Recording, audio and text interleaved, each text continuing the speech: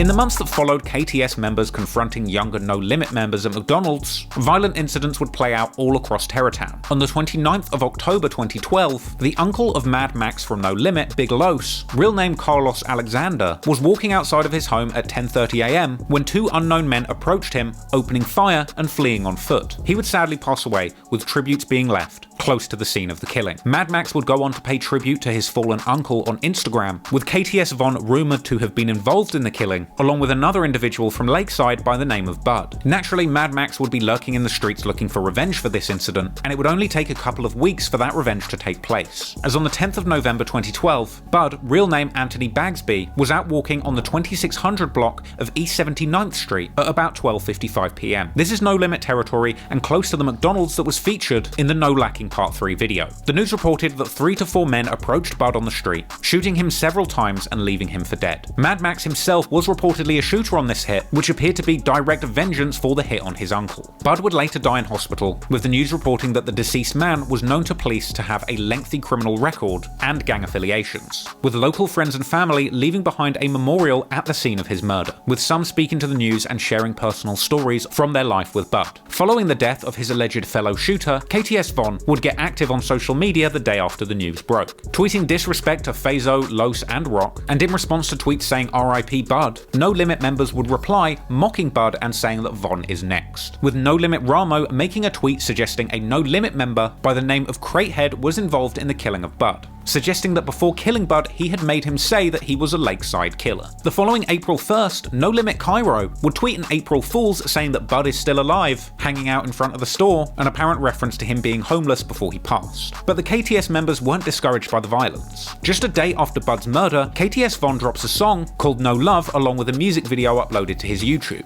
In the track he raps that he has youngers killing for him before they're even 16 years old, as well as lines saying once again that he kills people or turns them gotty when he goes on hits. Clearly KTS Von wasn't worried about catching the attention of his ops, as he even tweeted publicly that he would be attending Bud's funeral on November the 16th, 2012. A bold move considering just how many funeral services get shot up around these parts. He would also post a tribute video with KTS Dre speaking on Bud's death to their YouTube, showing the world that they're still on their block selling drugs and making money, and suggesting that they still have young boys ready to kill.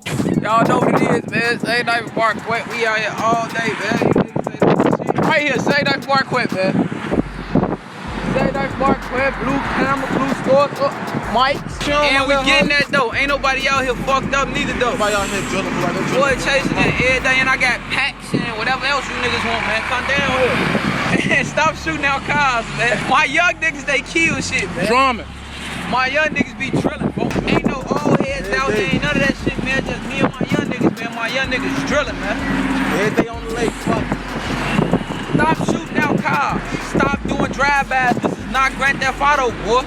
No limit, good crack. Moving into 2013, the war between No Limit and their many ops would continue. But fortunately, away from the streets, the young rappers in Terrortown were also making big steps towards getting their music careers going. On March the 14th, 2013, Lil Bibby drops a big street hit called How We Move featuring King Louie, a track that had lyrics painting a picture of life in Terrortown, where Bibby raps about letting his max spark on ops and turning them into track runners for dissing No Limit. But perhaps Bibby didn't even realize at the time the huge opportunity that he was creating for himself by turning his experiences in the street into art. The top comment on that video today is somebody praising Lil Bibby for taking the opportunity to earn money in the rap game, get out the hood and invest in real estate. And as time went by, the rappers seeing success from Terrortown would realize the opportunity that they had created, taking steps to get away from the cycle of violence that had trapped them. But until their careers had truly flourished, sadly the violence would continue to play out on the streets of Terrortown. The next person to lose their life in the war would be another Lakeside affiliate by the name of D'Angelo Simmons, aka Lolo. On the 5th of April 2013, at about 6 PM, Lolo and another Lakeside member named Mac Main were walking down the 8000 block of South Manistee Avenue, when they allegedly bumped into Mad Max and another No Limit member, with the news reporting a gunman walking up and opening fire on Lolo, leaving him pronounced dead on the scene just an hour later. It's been claimed that Mad Max is the one who fired the fatal shot into Lolo's chest, while the other No Limit member had allegedly shot an 18-year-old Lakeside member in the foot foot, with the news capturing that individual being taken away from the scene alive in an ambulance. Lakeside would later refer to their hood as Lolo World in honor of their dead friend, and in the days following the hit,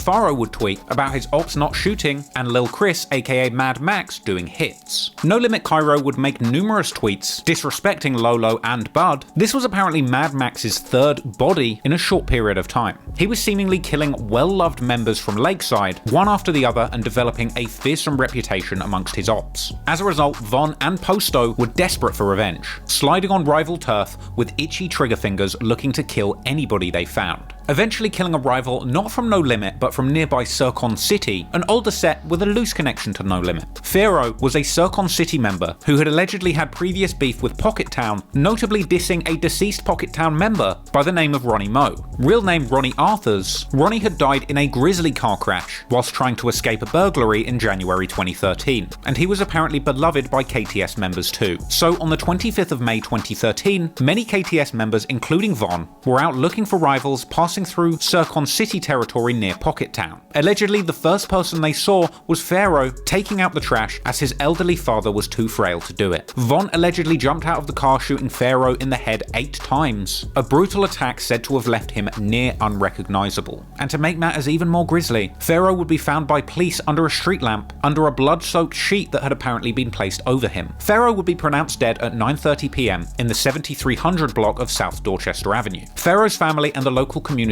were devastated by this loss, but a while after the murder, KTS Von began mocking Fearro on Twitter, saying that he got killed in the alley with the trash. He mocked him for getting shot in the face, frequently calling him face-fried Fearro, and subsequently even got in a public argument with Fearro's girlfriend, who said that they were going to make sure that KTS Von didn't get a funeral. Clearly KTS Von and others from Lakeside were itching to kill anyone even remotely associated with their ops. And sadly from here, things would only get worse, as going into the summer of 2013, we would see back-to-back violence between No Limit and their rivals, with things escalating even further with every week that went by.